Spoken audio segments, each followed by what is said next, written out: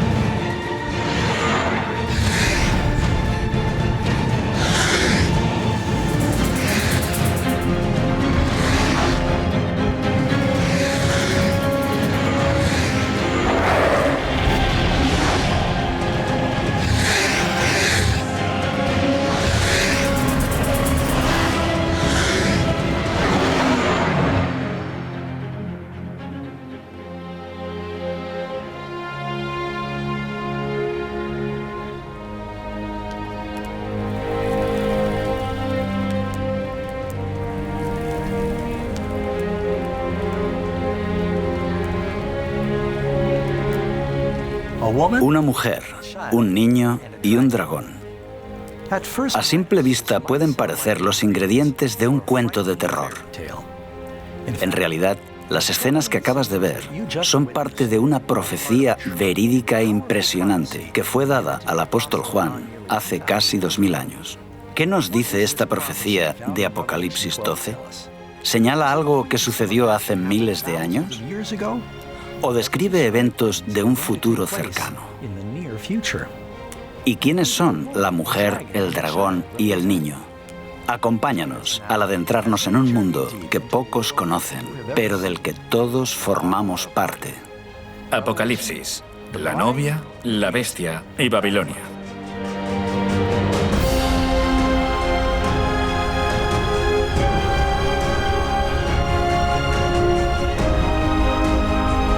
En el último libro de la Biblia, Apocalipsis, al apóstol Juan se le mostró la visión de una intensa lucha entre el bien y el mal. La profecía de una batalla que se ha ido intensificando en las sombras desde el comienzo del mundo. Los secretos detrás de esta profecía han estado envueltos en misterio durante siglos, comenzando con los reinos y gobernantes durante la historia del mundo, hasta los hombres y mujeres que se levantaron para luchar por aquello en lo que creían. Esta es la historia del cristianismo, la búsqueda de la verdad y el pilar que sustenta la fe de millones de personas.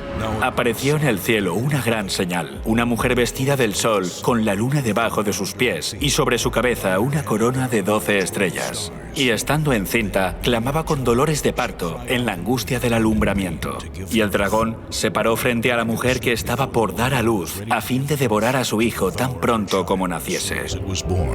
Muchos eruditos bíblicos e historiadores han estudiado esta profecía a lo largo de los años y concuerdan en que la profecía de Apocalipsis 12 apunta a un evento conocido como la matanza de los inocentes, que se produjo en Judea en el siglo I. Unas décadas antes del nacimiento de Jesús, el Imperio Romano había conquistado todo el mundo mediterráneo, incluyendo Judea. Durante la dominación romana hubo diferentes gobernadores en la región. 20 años antes de que Jesús naciera, en Judea gobierna el rey Herodes, un rey vasallo de Roma. Tenemos documentos fuera de la Biblia que indican que era muy cruel, mató incluso a sus propios hijos. Era tan despiadado que jamás desearías tenerle en tu contra. Herodes se quedó muy preocupado cuando una pequeña delegación de sabios de Oriente llegan a Jerusalén anunciando que buscaban al recién nacido rey de los judíos. ¿Por qué se preocupó por eso? Porque él ostentaba el título. Era él a quien el imperio había otorgado el título de rey de los judíos. Y le preguntó a sus astrólogos cuándo podía haber nacido el niño. Determinaron que no habrían pasado más de 2 años, quizá menos. Los fariseos y los saduceos le indican exactamente dónde debía nacer el niño. Le dicen que debía nacer en Belén y tuvo miedo de perder su trono. Es por eso que se enciende su ira contra el niño y envía soldados para que maten a Jesús.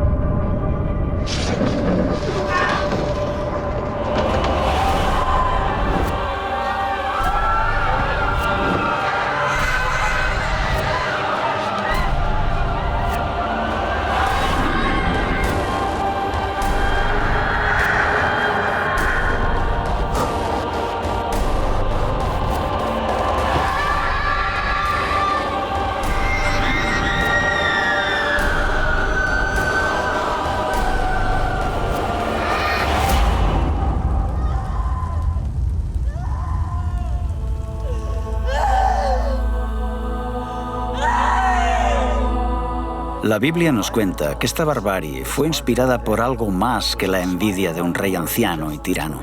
Muchos eruditos bíblicos creen que es parte de una lucha más grande, que comenzó en el principio de los tiempos y continúa hasta el día de hoy. Para poder desvelar los secretos de esta profecía, necesitamos primero identificar a los protagonistas, la mujer, el niño y el dragón. El texto dice, apareció en el cielo una gran señal, una mujer vestida del sol, con la luna bajo sus pies y sobre su cabeza una corona de 12 estrellas. Miremos de cerca a la mujer. Sabemos que es el símbolo de alguien o algo. ¿Nos dice la Biblia lo que esta mujer representa? Maridos, amad a vuestras mujeres, así como Cristo amó a la Iglesia y se entregó a sí mismo por ella. Con este texto concluimos que la Iglesia es la novia de Cristo, pero no es solo la novia de Cristo, sino que en cierto sentido, puesto que un hombre no odia a su propia carne, la Iglesia es el cuerpo de Jesús. En la Escritura, la Iglesia está representada claramente por una mujer. La mujer representa el pueblo de Dios. Esto lo vemos en el Antiguo Testamento y en el Nuevo. Jesús es del pueblo de Israel y después la Iglesia crece como algo que Jesús establece. Lo más importante es que esta mujer está a punto de dar a luz a un varón muy especial. ¿Quién es este niño?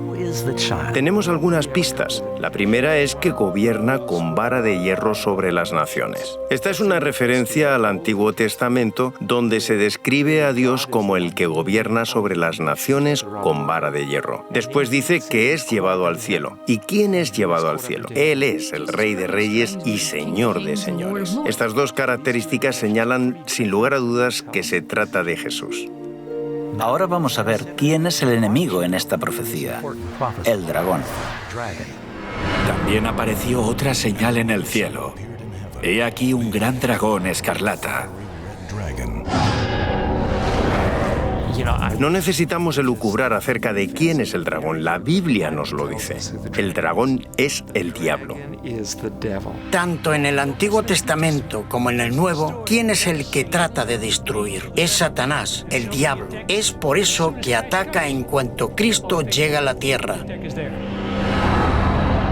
Y fue lanzado fuera el gran dragón, la serpiente antigua, que se llama Diablo y Satanás, el cual engaña al mundo entero. Fue arrojado a la tierra, y sus ángeles fueron arrojados con él.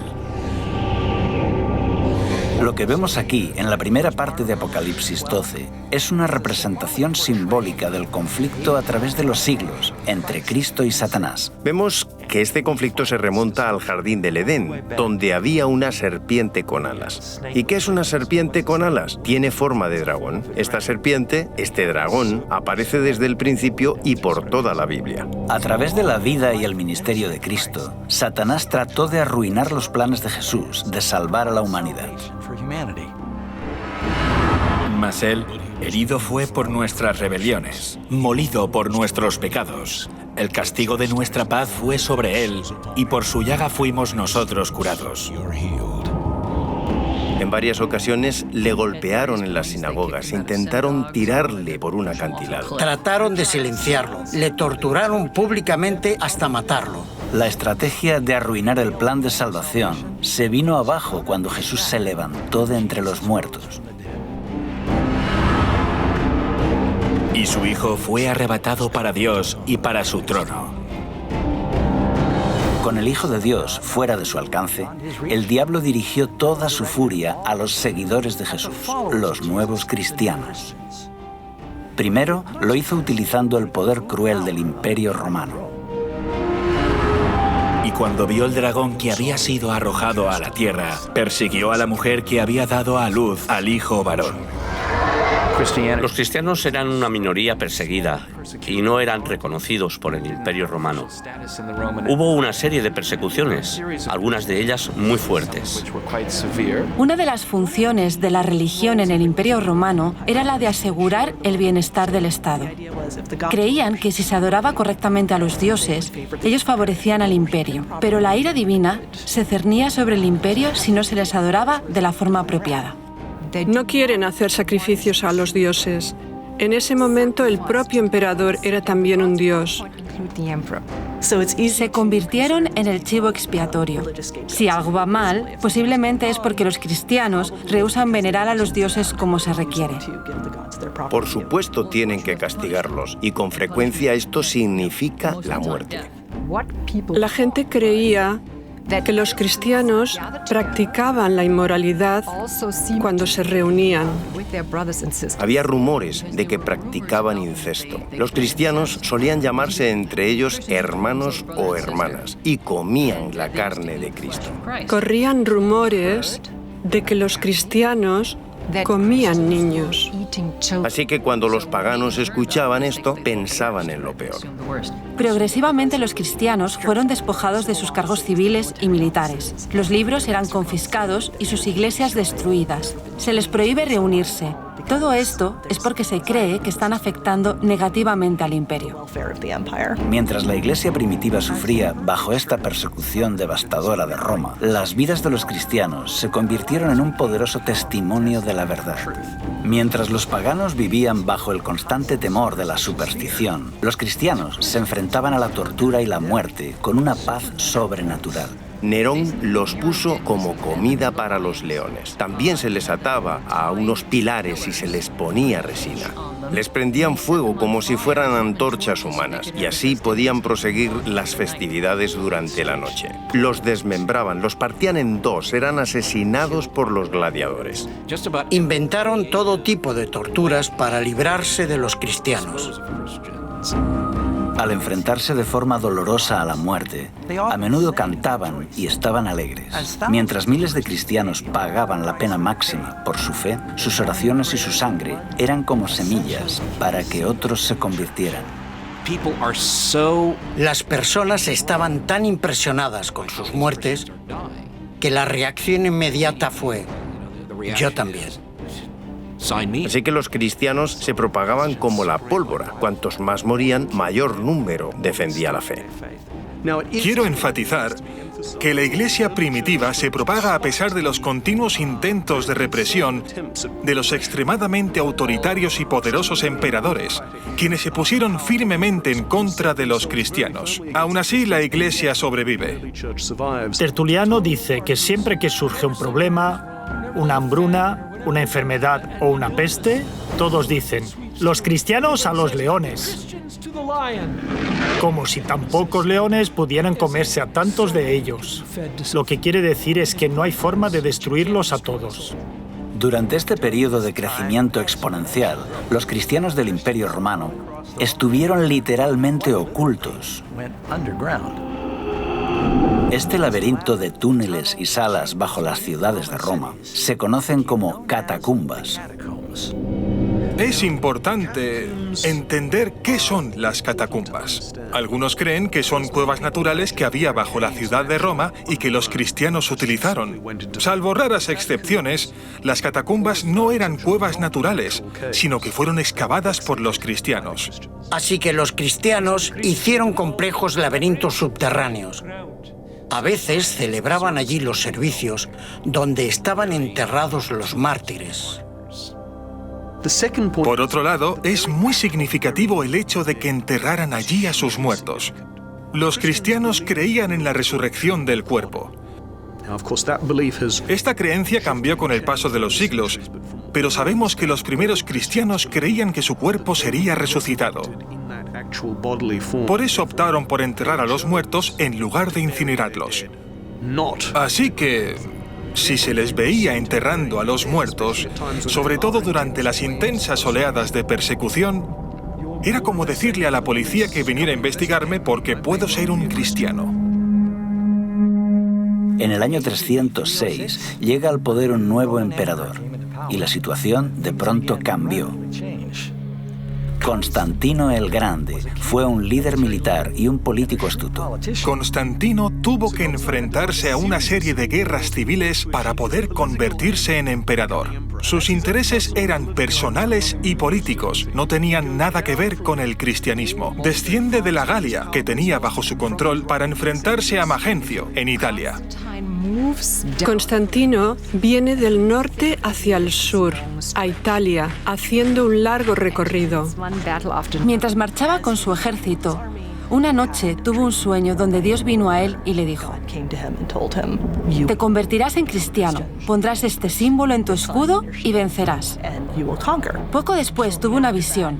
La historia relata que fue vista tanto por Constantino como por su ejército. Levantó su vista hacia el sol y vio una cruz llena de luz y escrito en griego: en tu túnica. Bajo este signo vencerás. La historia de que había tenido este sueño aparece en una etapa relativamente temprana. Es descrito por Eusebio. Se encuentra en diferentes fuentes con diferentes versiones, pero parece que Constantino sí que dijo: he tenido este encuentro divino y un ángel me ha dicho que gracias a la señal de la cruz venceré. Constantino mandó pintar los escudos de sus tropas con el símbolo cristiano.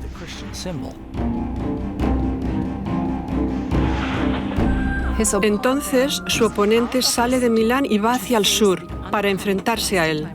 Las tropas de Constantino estaban mejor entrenadas porque ya habían ganado varias victorias en su marcha.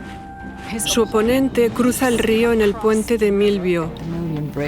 Constantino y su ejército están delante de él y detrás de él el río. No es una buena situación, porque si no vences al enemigo, no tienes dónde retirarte. Así Magencio fue derrotado. Constantino aún no era cristiano, pero cree que el Dios cristiano le ha dado la victoria. El Dios cristiano es más poderoso que ningún otro Dios. Constantino hizo que el símbolo del cristianismo se integrara en el imperio. Luchó bajo ese símbolo y ganó. Como buen emperador romano pensaría: tengo el símbolo, estoy en el camino correcto. Si tú eras un pagano o estabas confuso en cuanto a la religión, tienes un conflicto de deidades. ¿Cuál quedará por encima de las otras? El Dios cristiano. Puedes sacar tus propias conclusiones. Gradualmente cambió el sentido nacional contra el cristianismo. Durante el reinado de Constantino, los cristianos pasaron de ser una secta perseguida a detentar abiertamente posiciones de influencia en los tribunales y en los palacios de reyes y gobernadores. Ahora, una gran parte de las élites y de la clase dirigente se convierten automáticamente en los obispos locales. Se convirtieron al cristianismo. No fue tan difícil, porque la mayoría ya creía en una divinidad suprema. Ahora es más fácil hacer una carrera militar o en la administración pública imperial si eres cristiano, porque todos los que ostentan el poder son cristianos. Si querías escalar en la jerarquía, ya sea en el ejército, el gobierno civil o en los tribunales, te hacías cristiano. El edicto de tolerancia de Constantino lo hace muy atractivo. Constantino puede proclamar su título de El Grande, ya que cambió la historia del mundo e hizo que el cristianismo, que hasta entonces había sufrido sangrientas persecuciones, se convirtiera en la religión del Estado. Y como todos en el Imperio Romano entraban a formar parte de la Iglesia cristiana, traían con ellos muchas de sus antiguas creencias y prácticas paganas. Ahora que el cristianismo había alcanzado la legalidad, un amplio número de miembros de las élites lo ven muy atractivo en las siguientes generaciones. La población cristiana aumenta un 10%, luego un 15%, un 25%, pero sobre todo aumenta en las élites. Este es el verdadero cambio. Es ahí cuando el cristianismo se convierte en lo que es hoy, porque ahora la clase dirigente es cristiana. Con el tiempo, los líderes de la Iglesia comenzaron a vestir sotanas majestuosas y a realizar ceremonias extravagantes que habían formado parte de las religiones paganas. En lugar de los sencillos mandatos de Dios, comenzaron a enseñar supersticiones y tradiciones humanas. Ahora, en lugar de que la Iglesia cristiana convirtiera al mundo pagano, los paganos estaban convirtiendo a la Iglesia. Imaginemos la Iglesia del siglo I como un tren en marcha. El Nuevo Testamento nos describe cómo era la Iglesia. Esa Iglesia entró en un túnel largo y oscuro en los siglos II al IV. Cuando este tren de la Iglesia salió de este largo y oscuro túnel, era tan diferente del tren que entró que uno se pregunta: ¿qué le ha pasado?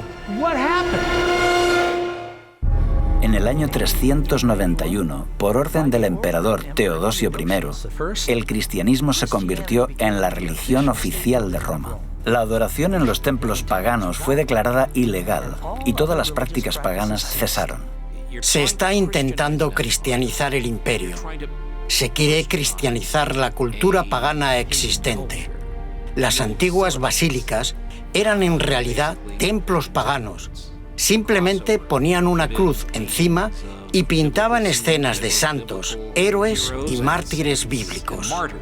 Los cristianos estaban determinados a apoderarse de los templos paganos. Un líder notable de la Iglesia escribe sobre esto en un tratado que ha llegado a nosotros. Refuta los ataques de los paganos en contra del cristianismo.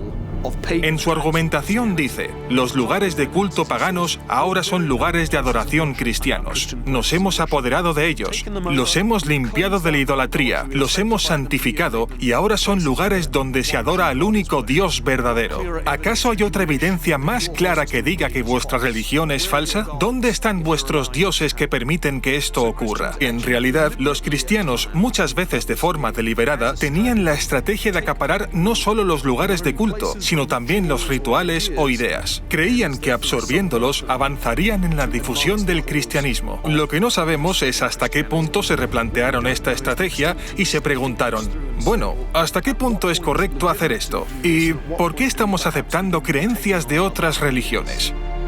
La velocidad con que la iglesia primitiva cayó en la apostasía te deja atónito.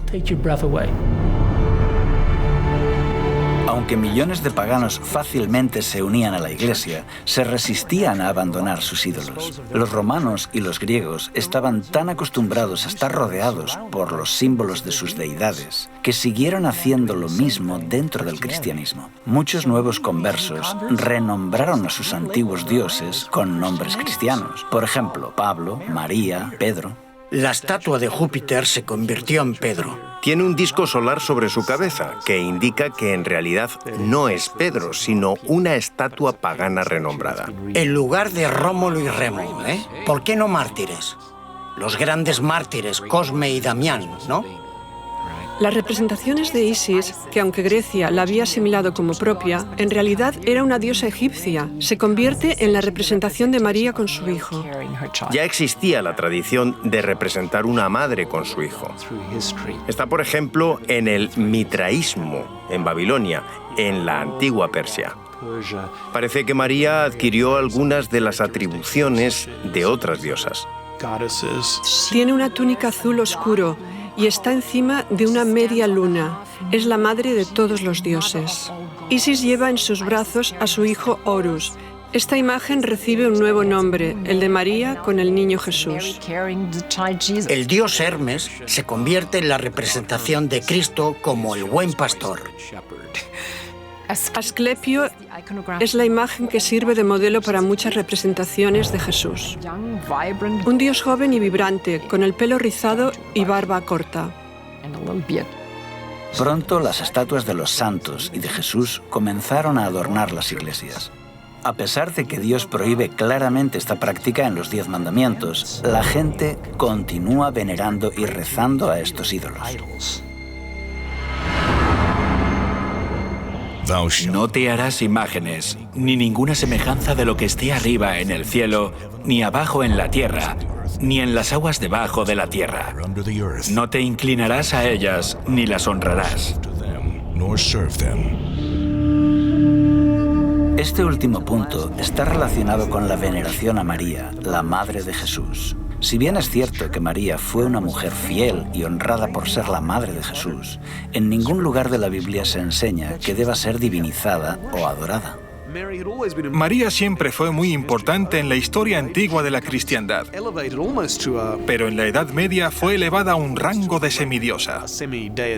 Creían que la Virgen María podía interceder por los culpables seres humanos ante su Hijo, totalmente virtuoso, justiciero y censurador. Es una imagen extraña, pero así es como lo muestra el arte religioso de la época. La Biblia no venera a María como a alguien más allá de lo humano. La muestra como una mujer pura y maravillosa que fue usada por Dios para dar a luz al Mesías. Sin embargo, en el Concilio de Nicea, en el año 325, la Iglesia elevó a María al rango de diosa y comediadora con Cristo.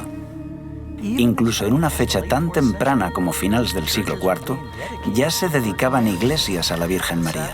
Pero tristemente, estos no fueron los únicos errores que se introdujeron en este período. En época apostólica, el bautismo era una ceremonia sagrada reservada solo para aquellos que tenían suficiente edad como para tomar una decisión racional y entregarse a Cristo. Era un testimonio público de que aceptaban a Cristo y su perdón. El bautismo, literalmente, representa morir y enterrar al viejo hombre y resucitar a una nueva vida en Cristo. Con el transcurso de los siglos, el bautismo se ve más como un rito de iniciación al cristianismo. Comienza en las primeras etapas de la vida, al final de la infancia o cerca de la adolescencia, cuando estás realmente listo para hacer un compromiso de fe. La ceremonia del bautismo se realizaba en un lago o en un río, donde la persona puede ser totalmente sumergida, lo que representa que queda completamente limpio de sus pecados. La práctica del bautismo, poco a poco, fue alterada por la Iglesia. Cientos de años después de Cristo, el bautismo cambió a una fórmula más cómoda. Esto, en realidad, arruinó el poderoso simbolismo de este rito y contradice el ejemplo de Jesús, que fue bautizado por inmersión. Esta cuestión continuó siendo debatida hasta aproximadamente el siglo XII, porque los teólogos estaban reexaminando la doctrina cristiana y dictaminan que existe el pecado original, el pecado que tiene toda la humanidad como resultado de la caída en el jardín del Edén y que está en el alma desde el momento del nacimiento.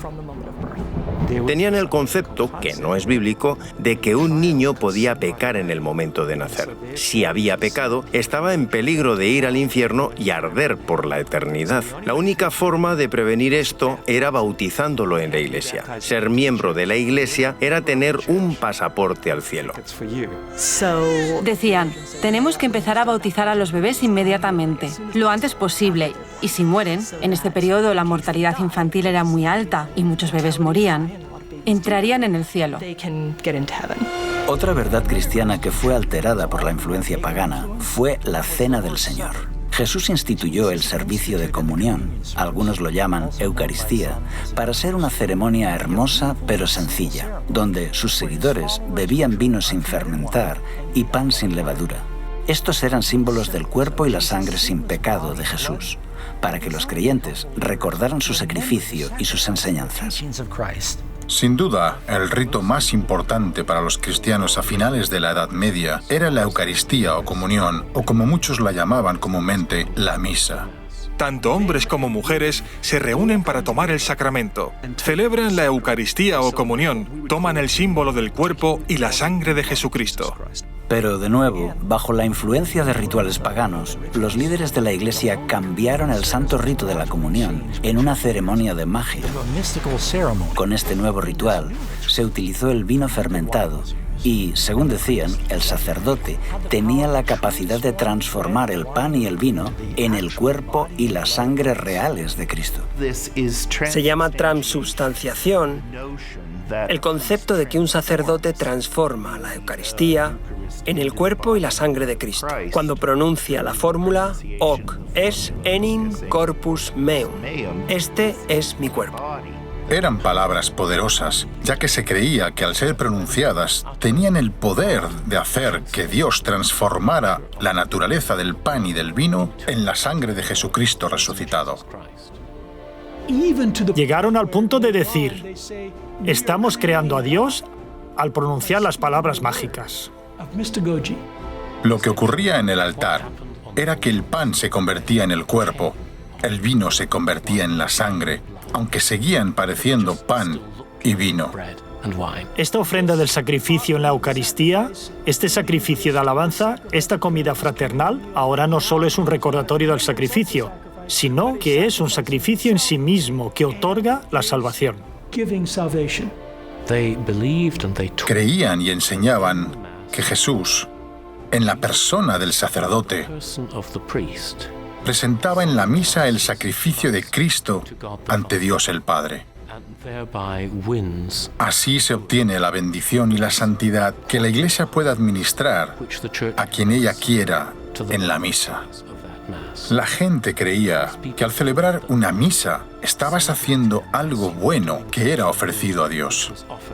Esto hacía que hubiera una base teológica para repetirlo constantemente. En 1415, en el Concilio de Constanza, los líderes de la Iglesia decretaron que solo podrían beber vino los sacerdotes y los fieles recibirían tan solo el pan. Pero la Biblia dice que cuando Jesús estableció el servicio de la comunión, todos bebieron el vino. Unos 300 años después de Cristo, la Iglesia comenzó a desviarse de otro de los 10 mandamientos, el cuarto, que requiere que los creyentes recuerden el séptimo día como día de reposo.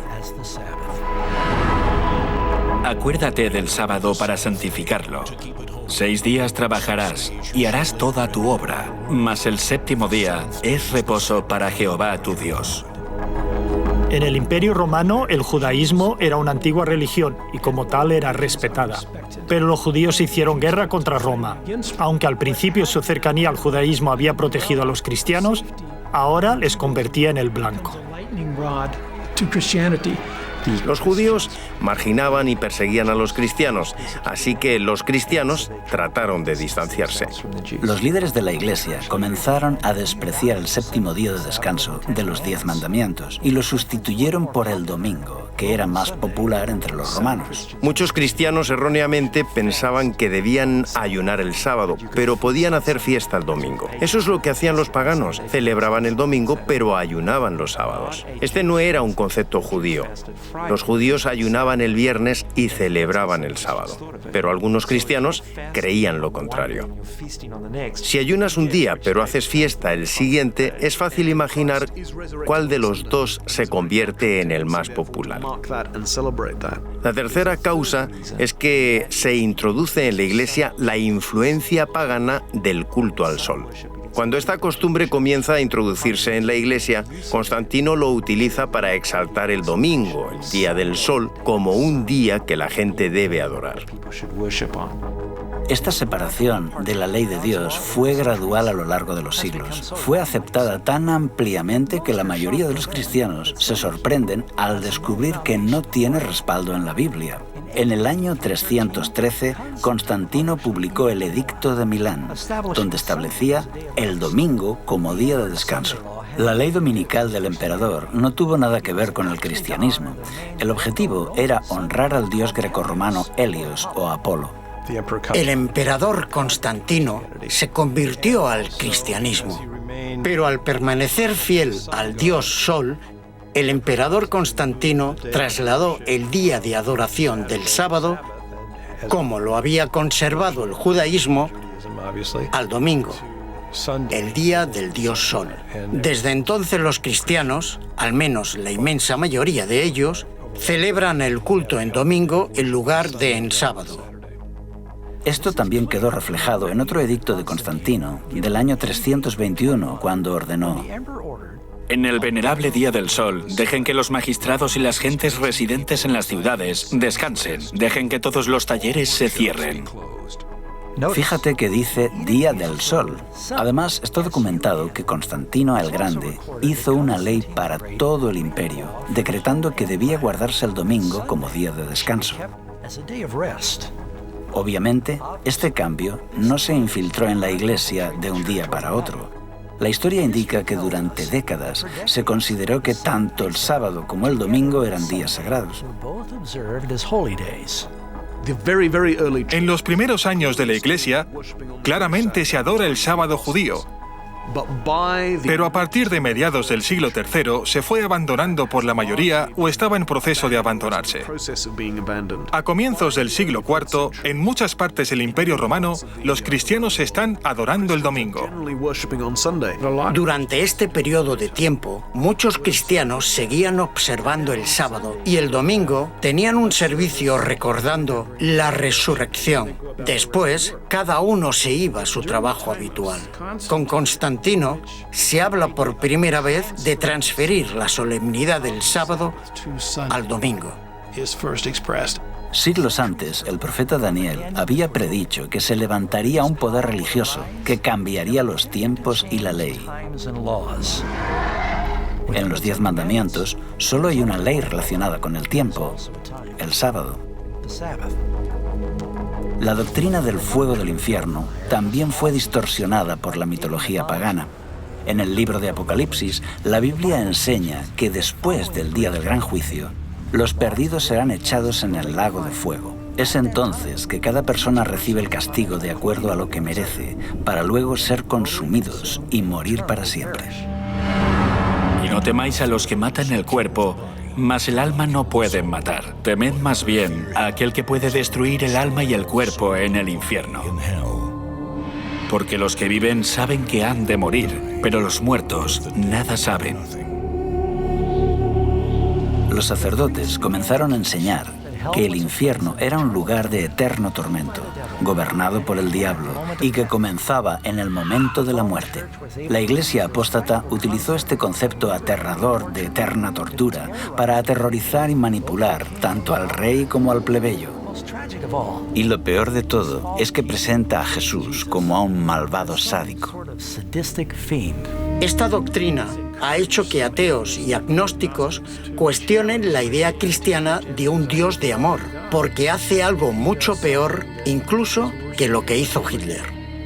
No importa lo que una persona haya hecho, miles de millones de años para pagar por sus faltas. Así que muchas personas han odiado a Dios y han aprendido a odiarlo por culpa de esta doctrina.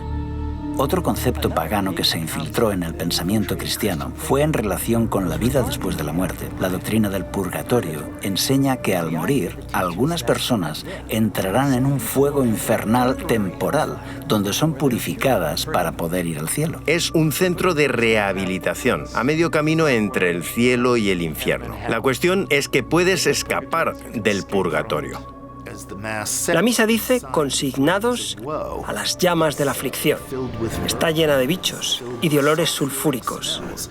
Es un poco mejor que el infierno, pero no es un día de picnic. La Iglesia desarrolla este concepto gradualmente. Poco a poco, se forma la idea de que cuando alguien muere sin completar sus obras de penitencia,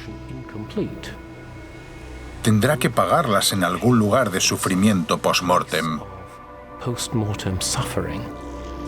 y así limpiarse de sus pecados que haya cometido en vida.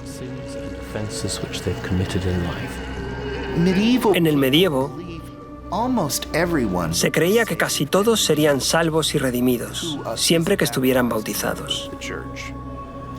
Pero prácticamente todos tendrían que hacer penitencia en el purgatorio por los pecados que habían cometido y que no habían confesado. Así que el objetivo era reducir el tiempo de estancia en el purgatorio. Muchas personas confunden el purgatorio con el infierno. Algunos creen que se puede salir del infierno. No puedes. Si vas al infierno, no puedes salir de él. Si eres muy malvado, estás perdido. La maldad está dentro de la mayoría de nosotros, así que ¿cómo podemos ser aptos para el cielo? Necesitamos hacer una purga de todo lo malo. Es de ahí de donde viene la palabra purgatorio. La mayor parte de los cristianos creían que sus familiares estaban sufriendo en el purgatorio. Y el purgatorio no es un lugar agradable. Estás allí durante miles de años. La idea de un purgatorio existe desde hace siglos, antes del tiempo de Jesús. Escritos de Platón, a comienzos del siglo IV a.C., han ayudado a esclarecer de dónde vino este concepto de purificación mediante castigo. Pero en realidad no se consideraba que el purgatorio fuera un lugar real hasta siglos después. Los teólogos elaboraron la doctrina del purgatorio entre los años 1160 y 1180 y se aceptó formalmente en el Segundo Concilio de León en el año 1274. La Iglesia entonces ofrece su apoyo a los muertos que estaban en el purgatorio por medio de oraciones y sacramentos, especialmente la Eucaristía. Esto es perfectamente legítimo. La Iglesia cree que está haciendo lo correcto y los fieles parecían estar dispuestos a dar grandes cantidades de dinero para este fin. Aquí es cuando tiene lugar una extraordinaria proliferación de instituciones fundadas con el objetivo principal de que los sacerdotes hagan misas por las almas de los difuntos durante los siglos XIV y XV. Esta doctrina fue creada para manipular a las masas a cambio de obtener beneficios financieros. La gente estaba dispuesta a pagar grandes sumas de dinero para librar a un ser querido de la tortura del purgatorio. Nunca podrían comprobar si realmente esa persona salía del purgatorio, de manera que el dinero continuó fluyendo a los bolsillos de los sacerdotes corruptos. La cabeza de la Iglesia tenía a personas encargadas de recaudar el dinero e incentivar que la gente diera su dinero a la Iglesia a cambio de comprar las almas del purgatorio. Esta creencia en el purgatorio está también basada en el peligroso concepto de que las obras y las oraciones de los vivos pueden alterar el destino de los muertos. Pero Jesús dejó muy claro que no existe ni el limbo ni el purgatorio. Tras la muerte, el siguiente pensamiento consciente de una persona es en la resurrección y en su eterna recompensa. No os maravilléis de esto, porque vendrá la hora cuando todos los que están en los sepulcros oirán su voz. Y los que hicieron lo bueno saldrán a resurrección de vida, mas los que hicieron lo malo a resurrección de condenación. El centro del mensaje del Evangelio es el cómo obtenemos el perdón. Esta fue la gran verdad bíblica que fue adulterada. Se enseñó que si una persona deseaba ser perdonado, primero debía confesar sus pecados a un sacerdote. A esto se le llama el sacramento de la penitencia, más conocido como confesión. Así que para compensar nuestra falta de bondad y nuestras acciones equivocadas, tanto el pueblo como el clero, todos debemos confesar nuestros pecados a un sacerdote. Se debe hacer al menos una vez al año, aunque preferiblemente con mayor frecuencia. Esta práctica tiene varios puntos conflictivos. En primer lugar, esto no se enseña en ninguna parte de la Biblia. Por otra parte, un mortal toma el lugar de Cristo. Y por último, se impide que Dios pueda comunicarse con las personas directamente. Además, coloca al sacerdote en un compromiso, ya que se entera de las malas acciones de sus feligreses. Cuando en la Edad Media una persona iba a un sacerdote a confesar un pecado, había 3 fases. En primer lugar, la persona se confiesa.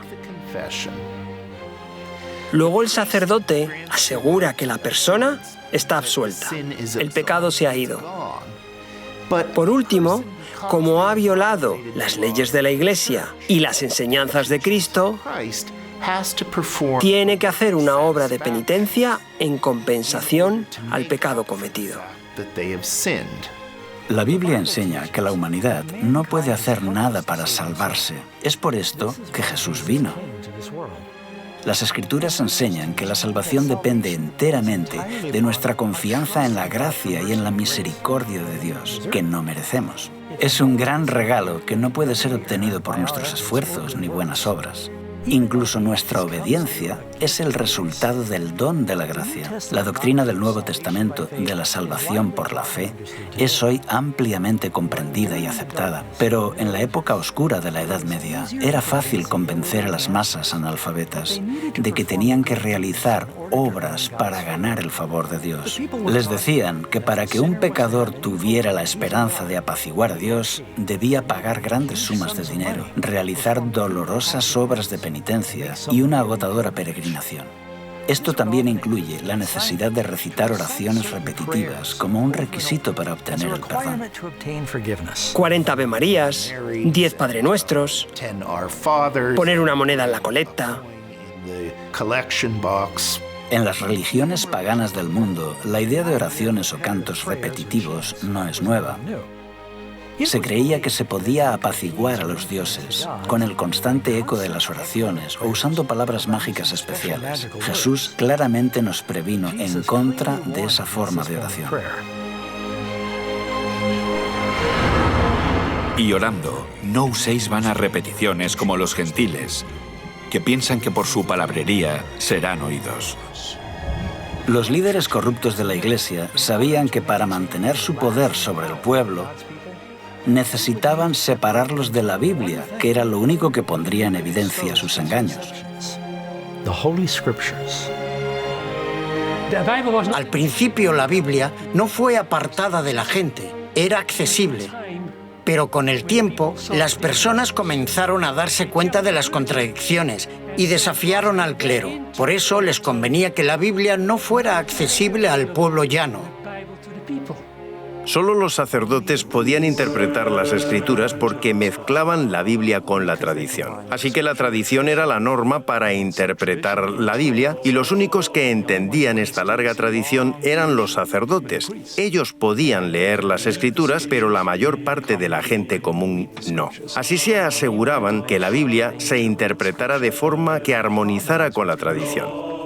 Desde el siglo V al siglo XV, durante 1000 años de historia, se enseñó, y así fue aceptado, que solo los líderes religiosos estaban suficientemente cualificados para explicar los textos sagrados. Al hombre común se le dijo que nunca podría comprender las Escrituras sin ayuda de un sacerdote. Con este gran engaño, los miembros de la Iglesia quedaron sumergidos en la oscuridad. Mientras tanto, la Iglesia, que antes era un baluarte de la verdad bíblica, ahora era una organización política corrupta, adornada con ceremonias espiritistas. No es de extrañar que este periodo estuviera marcado por el deterioro cultural, económico y espiritual. Es conocido como el oscurantismo. Es trágico ver cómo en tan solo unos siglos la maravillosa luz que había estado brillando por la resplandeciente Iglesia de Cristo se había disipado por tradiciones paganas.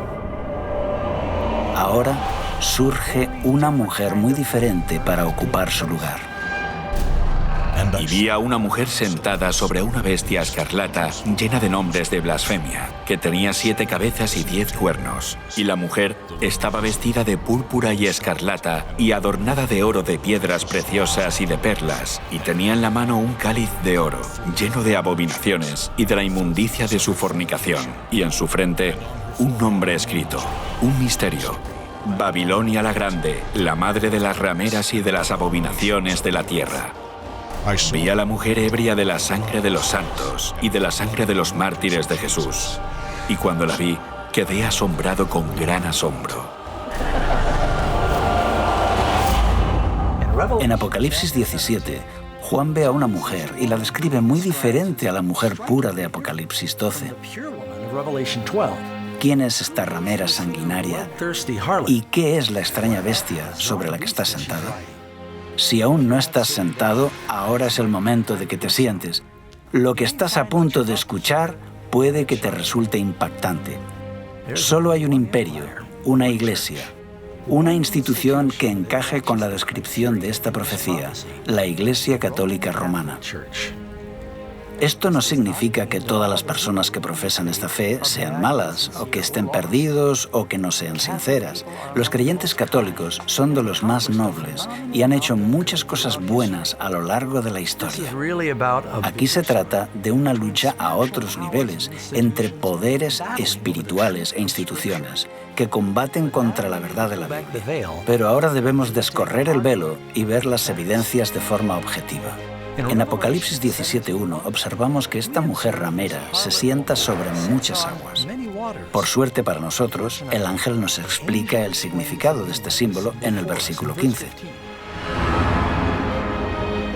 También me dijo: las aguas que has visto donde la ramera se sienta son pueblos, muchedumbres, naciones y lenguas. Así que la mujer reina sobre una civilización densamente poblada.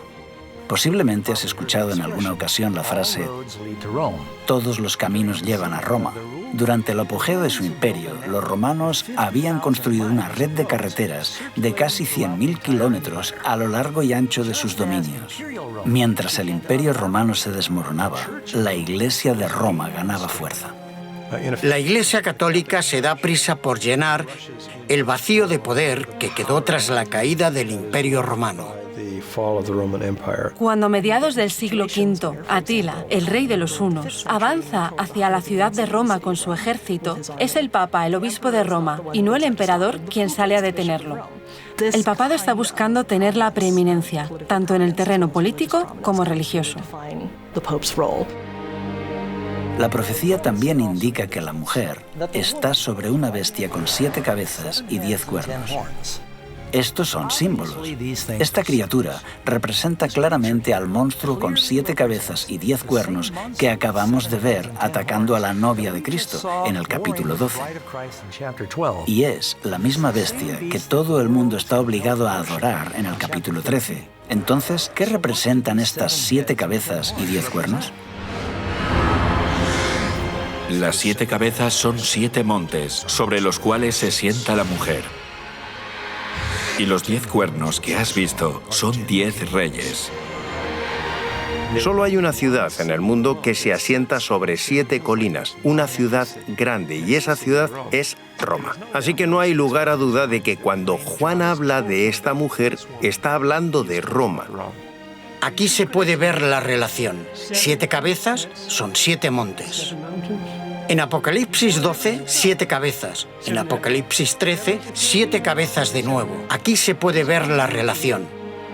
Es dentro de la ciudad de Roma llamada la ciudad de las 7 colinas, donde se ubica hoy el Estado Vaticano.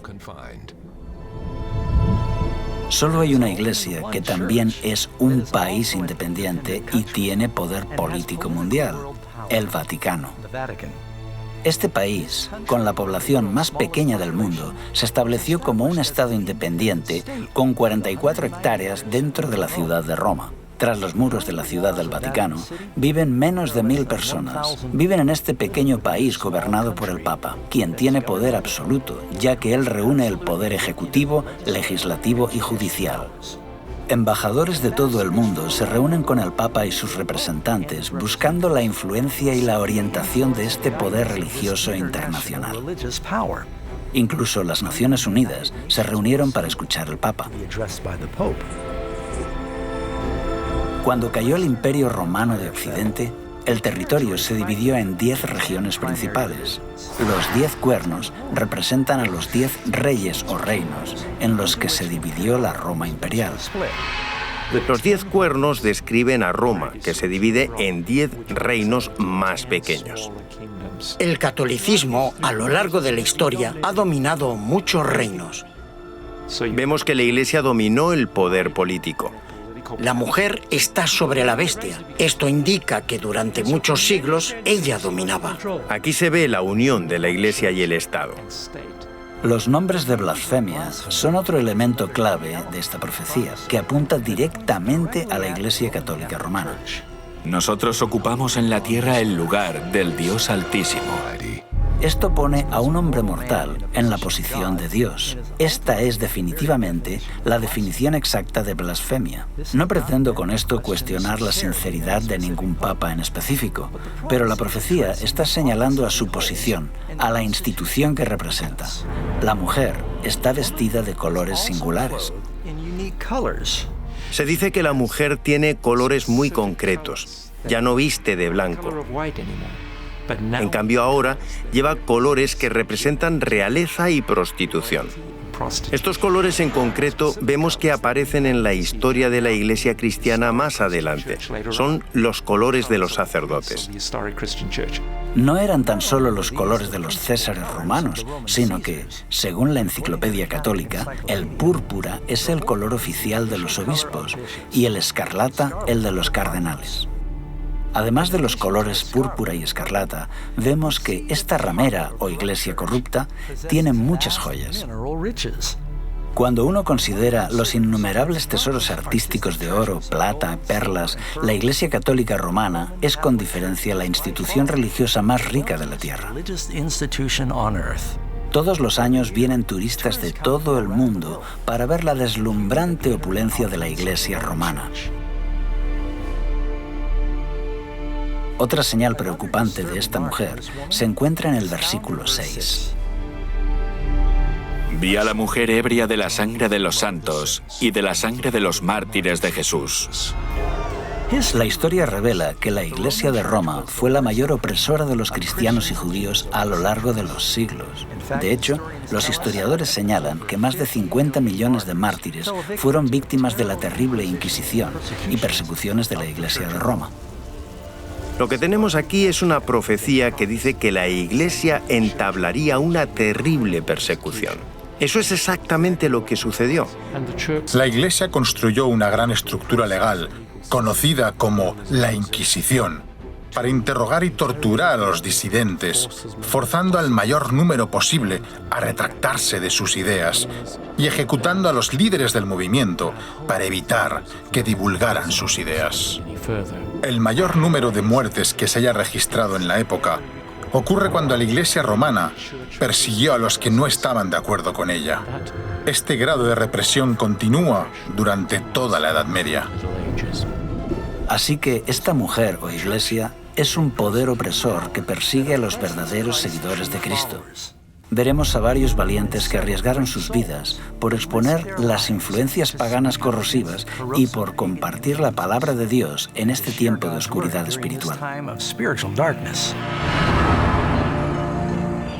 El pueblo que andaba en tinieblas vio gran luz. Los que moraban en tierra de sombra de muerte, luz resplandeció sobre ellos. Había un joven que vivía en Lyon, Francia, que cambiaría el curso de la historia cristiana. Pedro Valdo, también conocido como Valdés. Era un joven comerciante, rico y educado. Tuvo una experiencia que le cambió la vida. Un amigo de Valdo murió de forma repentina. Al darse cuenta de la brevedad de la vida y de la vanidad de los tesoros mundanos, Valdo tomó la firme decisión de dejar todo por Cristo. Dio sus riquezas a los pobres y se convirtió en un predicador itinerante. Valdo enseñaba que la Biblia debía entenderse de forma literal y predicaba a la gente en su propio idioma. Alentó a los creyentes a vivir vidas sencillas y de pobreza. También denunció con valentía los excesos de los sacerdotes.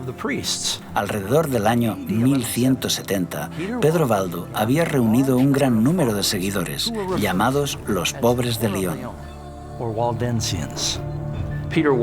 Pedro Valdo inspiró el movimiento valdense, un grupo de creyentes en la Biblia que vivían en Francia e Italia. Era un católico laico que se inspiró en el ejemplo de la iglesia primitiva.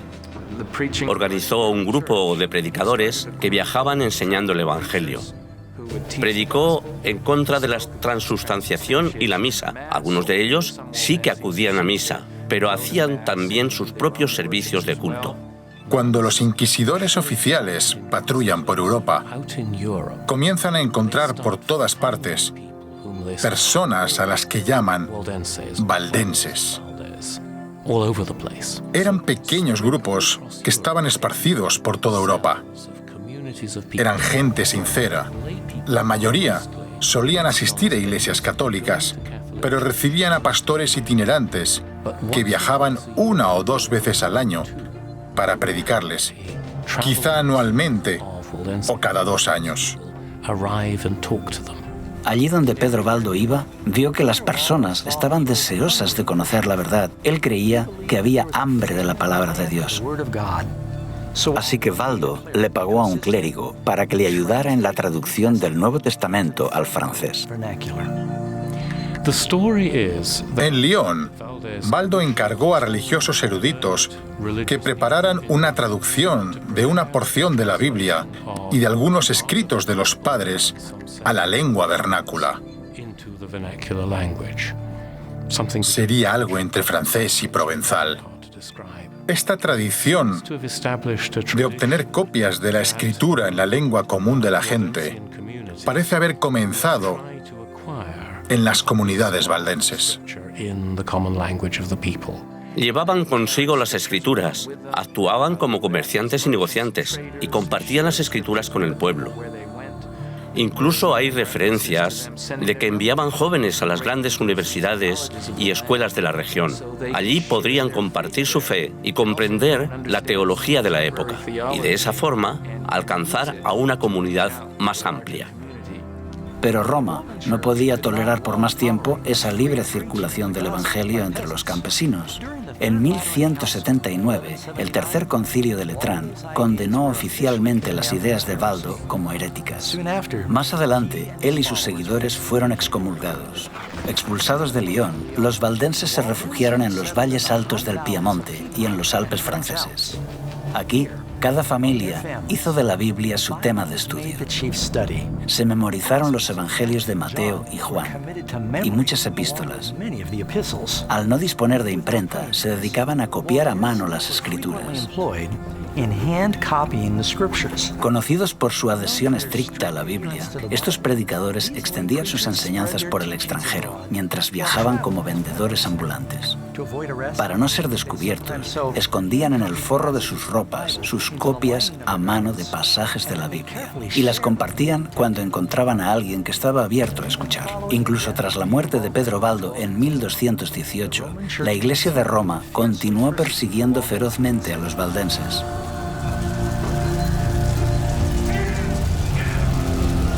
Durante siglos fueron perseguidos y condenados a muerte en diferentes países europeos.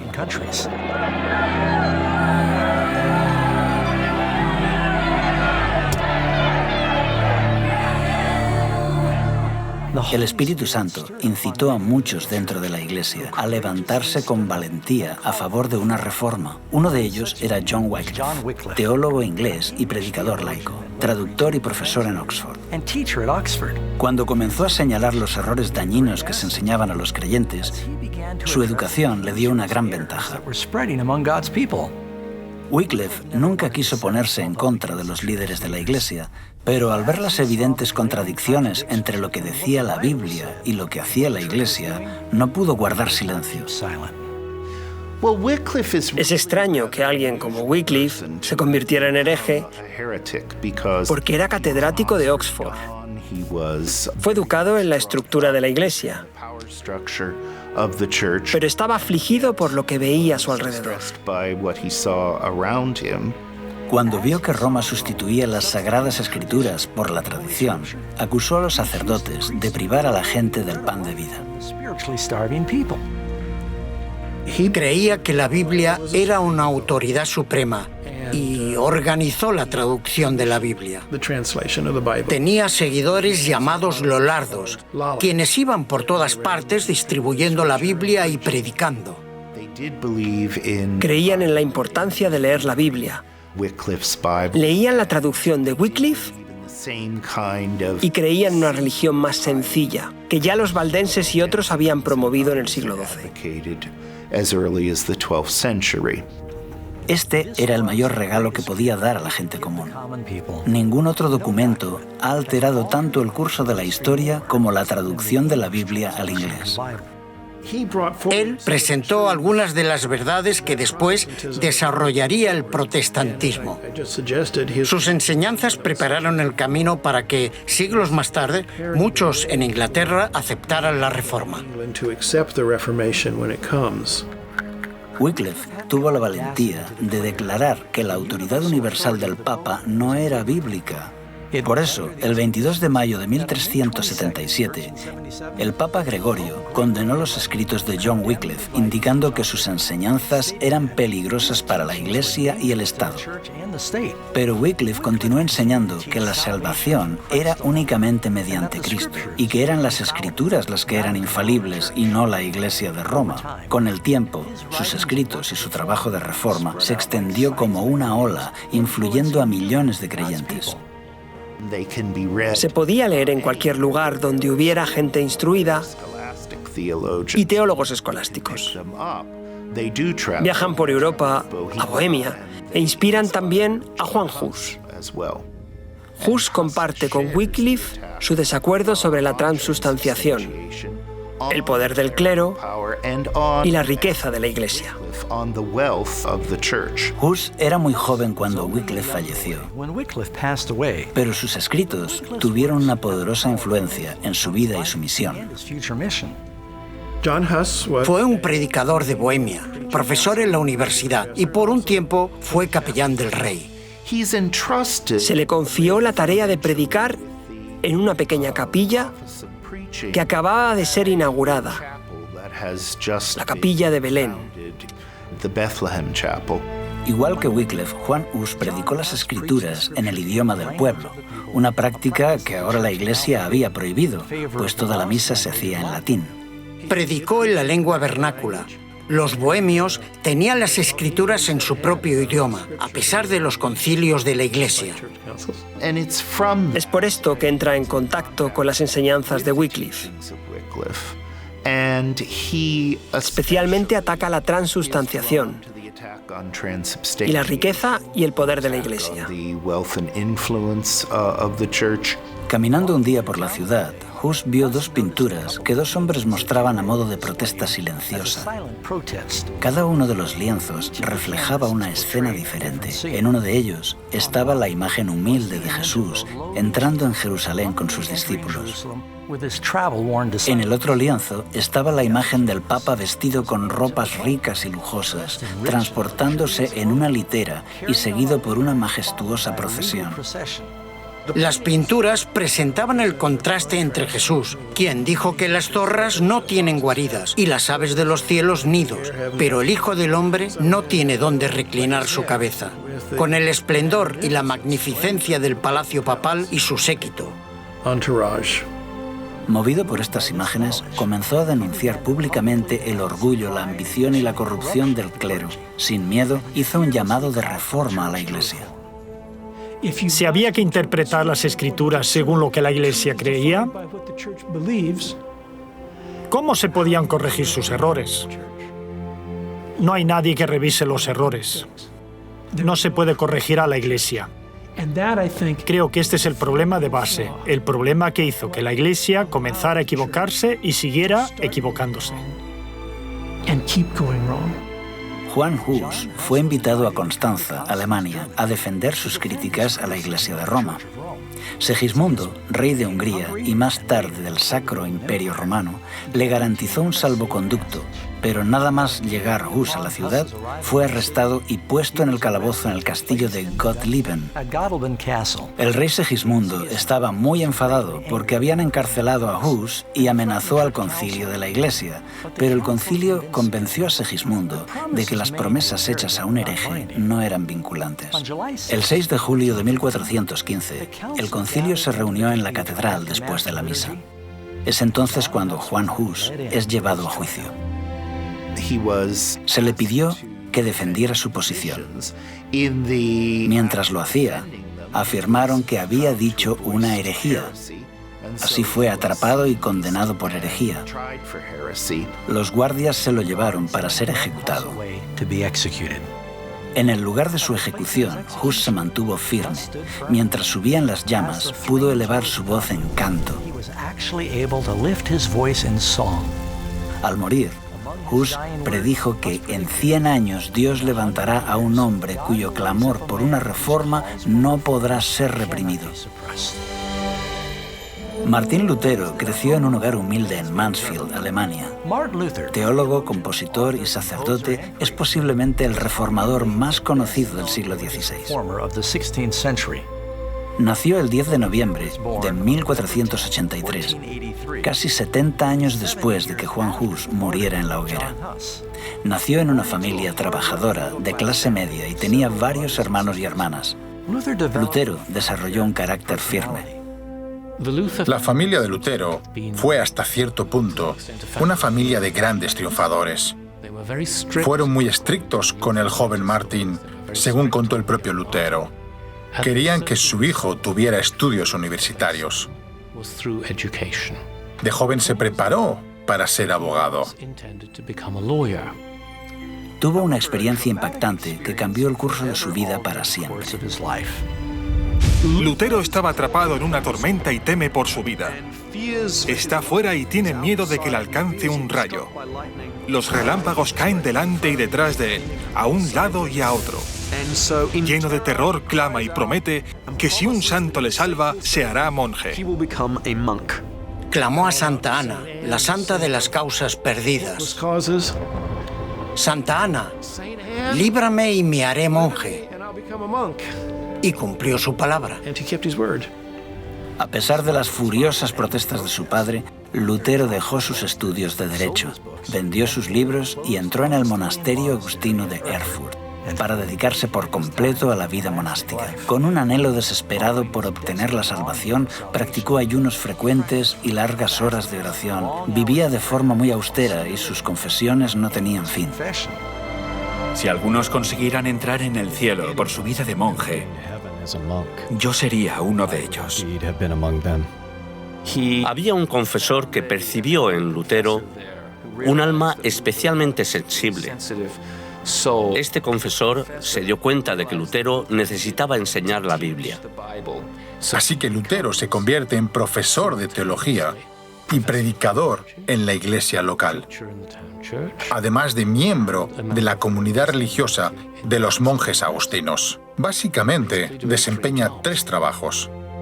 En Wittenberg aprendió a estudiar la Biblia en las lenguas originales.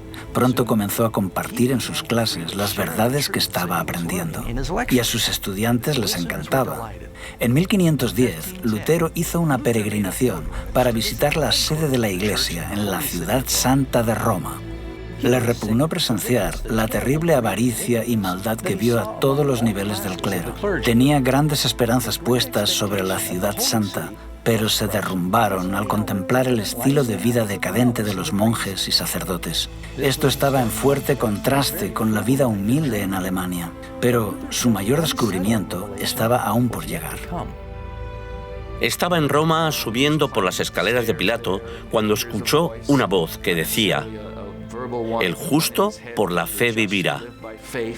Así que subía por la escalera de Pilato de rodillas, porque afirmaban que esto hacía que te quemaras menos tiempo en el purgatorio.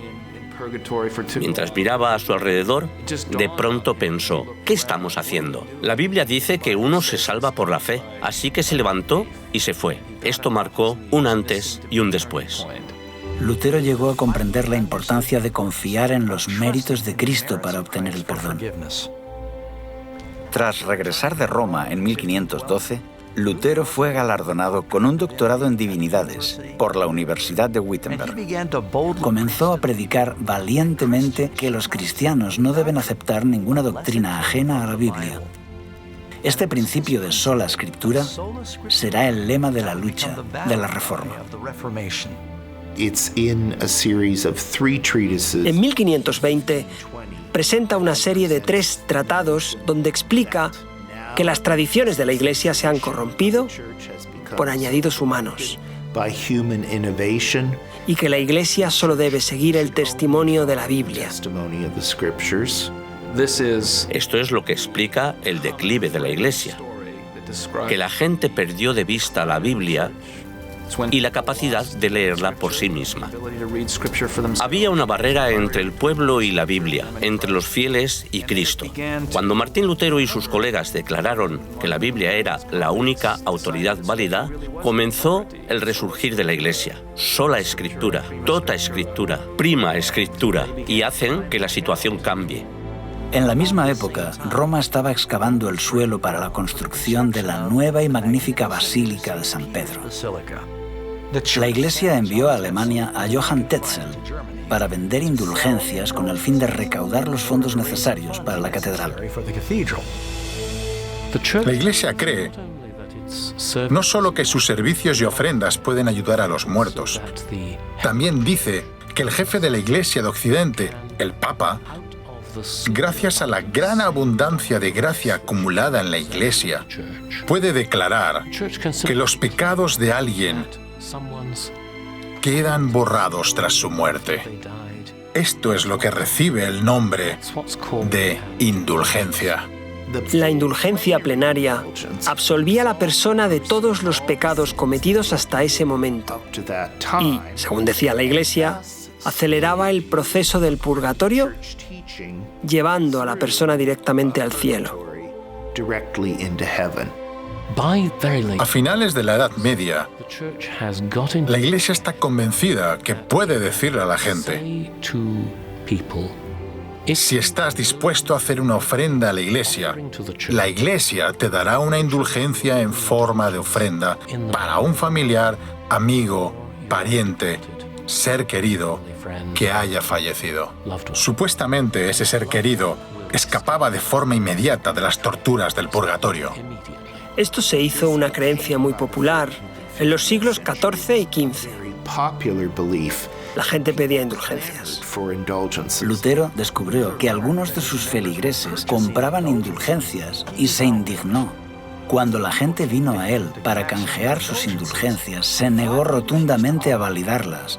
Lutero les dijo que lo que tenían que hacer en realidad era arrepentirse sinceramente de sus pecados y abandonarlos. Esto fue lo que forzó a Lutero a entablar una batalla con su amada Iglesia. El 31 de octubre de 1517, Lutero clavó su famosa protesta en la puerta de la iglesia de Todos los Santos de Wittenberg. ¿Qué son las famosas 95 tesis que Lutero clava a la puerta de la iglesia del castillo de Wittenberg? Es una invitación académica al debate. Él anota 95 tesis y lo que básicamente está diciendo es: estas son mis propuestas. Estaban mejor redactadas de lo que uno se puede imaginar porque estaban pensadas para el debate. Las 95 tesis eran solo 95 propuestas sobre las que pretende entablar un debate en la universidad. Esta es una práctica habitual en el mundo académico a finales de la Edad Media.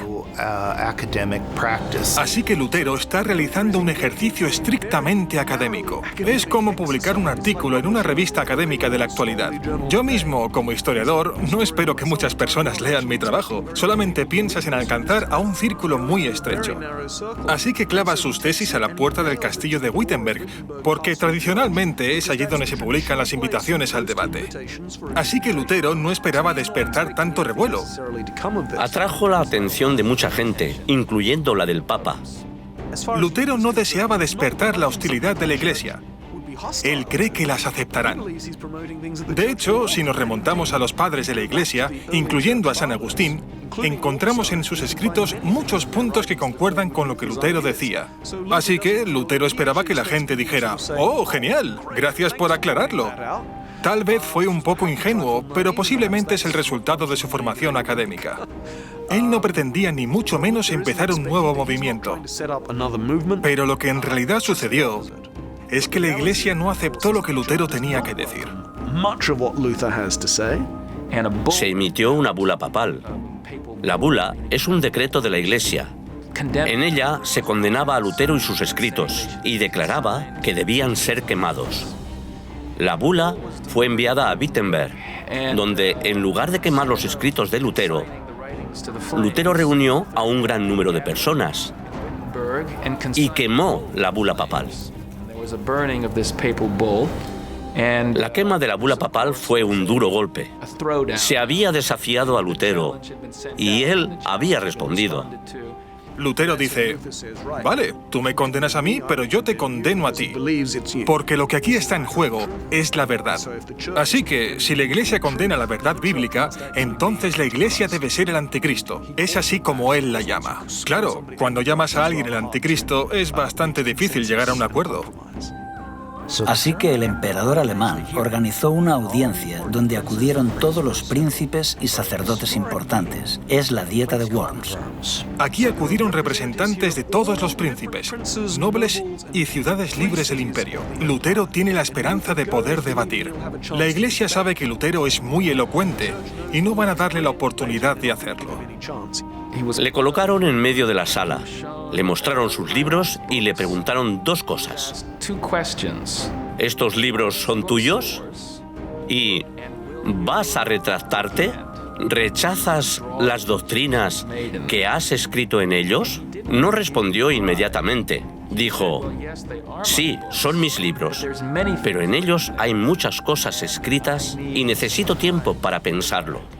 Casi pierde sus nervios, pero logra controlarse y al día siguiente viene y comienza a jugar con las palabras. Cuando le dicen: «¿Estas son tus obras?» y «¿Te retractas de ellas?», Lutero responde: «¿Pides que me retracte de todas mis obras? Todos en la Iglesia están de acuerdo con algunas de ellas. He escrito sobre ciertos males en la Iglesia y muchos en la Iglesia están de acuerdo con esto». Intentan debatirlo, pero las autoridades no van a permitir esto. Dicen: «No, solo responde, ¿te vas a retractar?». Este es un momento heroico, especialmente porque Lutero cree que esto le va a conducir a la muerte.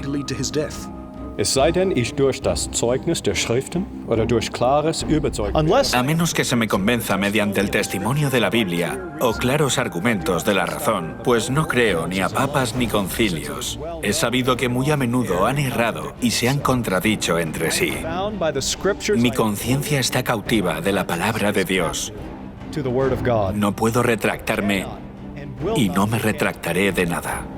Pues ir contra la conciencia no es seguro ni correcto. Esta es mi posición. No puedo obrar de otro modo. Que Dios me ampare. Amén.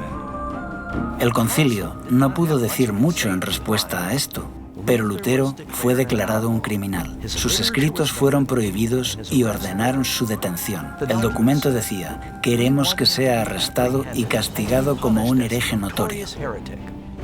A Lutero se le había dado un salvoconducto para ir a la dieta de Worms, tal y como se le había dado a Huss para acudir al concilio de Constanza unos 100 años antes. Algunas autoridades instaron al emperador Carlos V a ignorar el salvoconducto, así como Segismundo lo había hecho con el salvoconducto de Huss.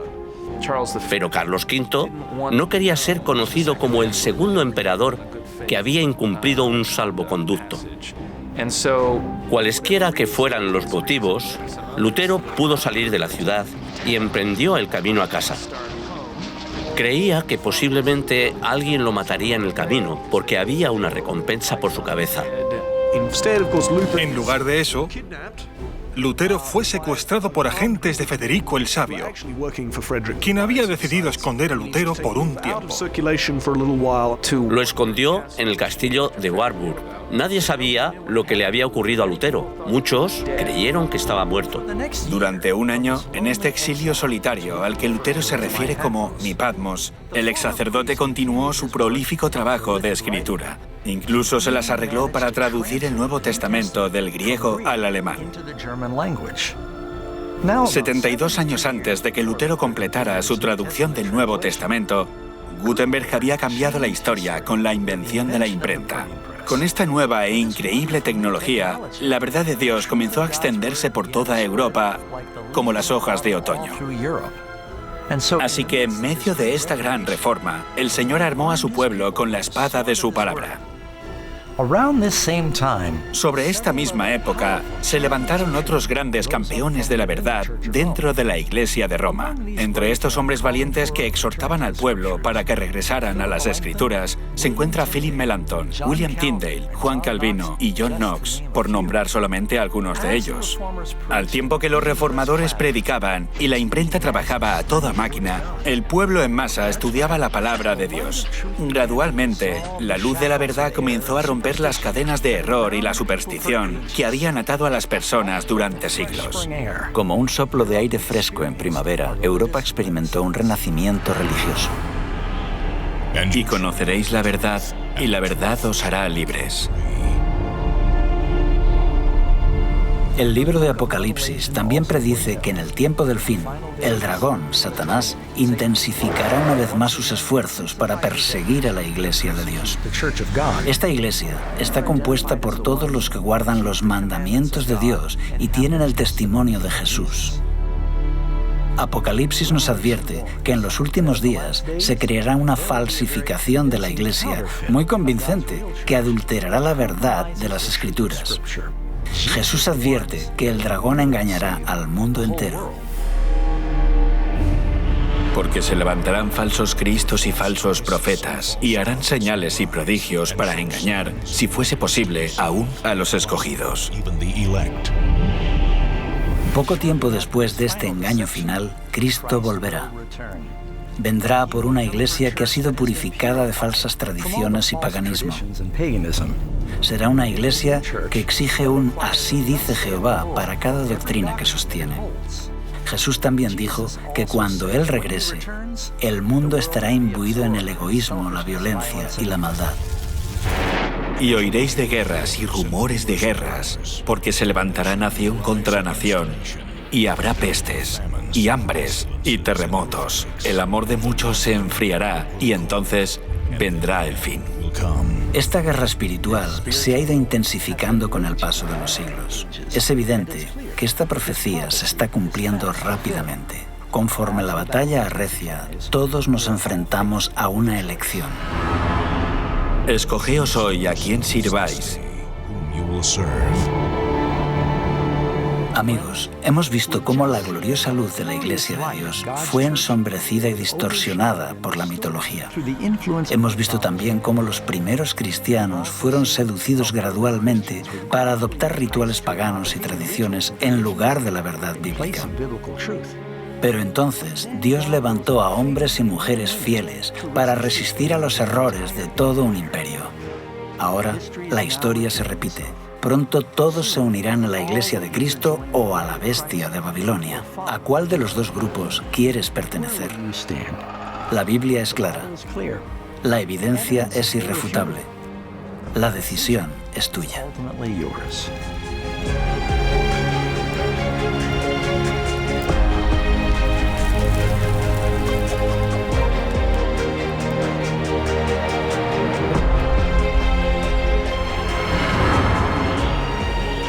Ciertamente vengo en breve.